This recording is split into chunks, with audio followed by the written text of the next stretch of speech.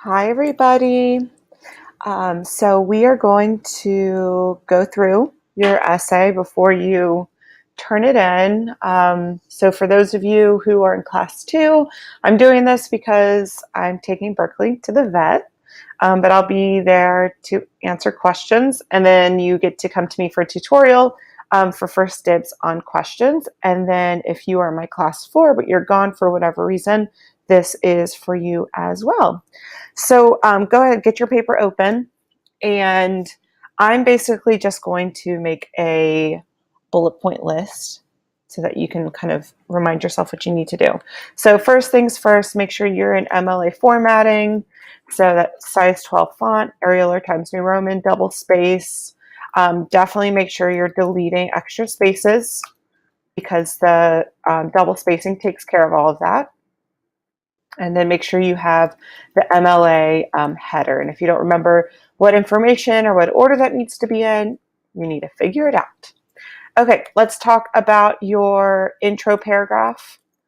Okay, the beginning of that should have your hook. This should not mention the book, characters, anything like that. Okay, it should be a bigger picture, something to get us into thinking about the idea of your essay. After that, you should have a transition, which should include context. So this is when you can start talking about the book. And then lastly, you should have your claim, which includes the character, the traits, okay? Title and author need to be somewhere in there as well. The claim, some of you guys have 2-sentence claims, and that's okay. All right, then we go into our body paragraph, okay? Your topic sentence. Somewhere in the first couple sentences, you need to mention the trait kind of straightforwardly, okay? The next thing I want you to look for is your first piece of evidence. Find your first piece of evidence and then look at what's before that piece of evidence, okay? You need to make sure it is not a cold quote. So you should have quotation marks around your evidence. You should have parentheses with a page number, and the period is at the end. But before this evidence, that's what you're looking. If you have a sentence and a period and then your quote, that is wrong. That is a cold quote. Bad. Okay? You want to have something, dialogue tag with a comma, a full sentence and a colon, or you're integrating it in.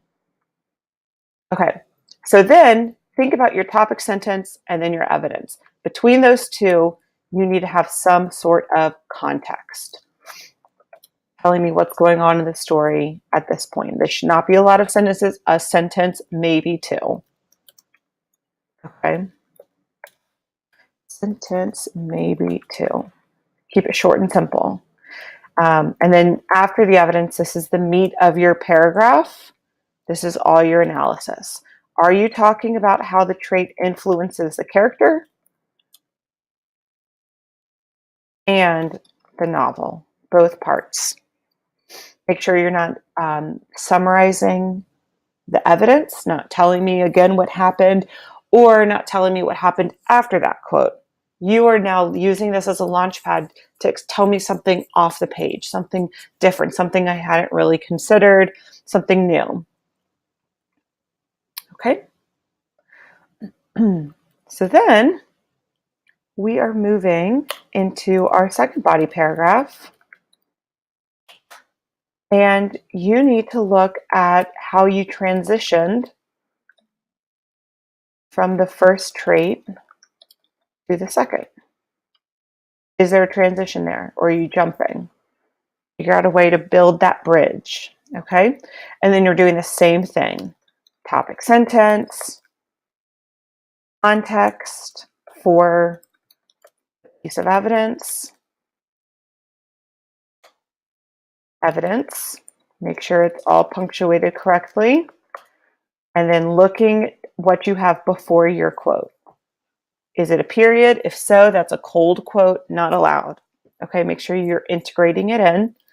and then, of course, that analysis, both pieces. Okay.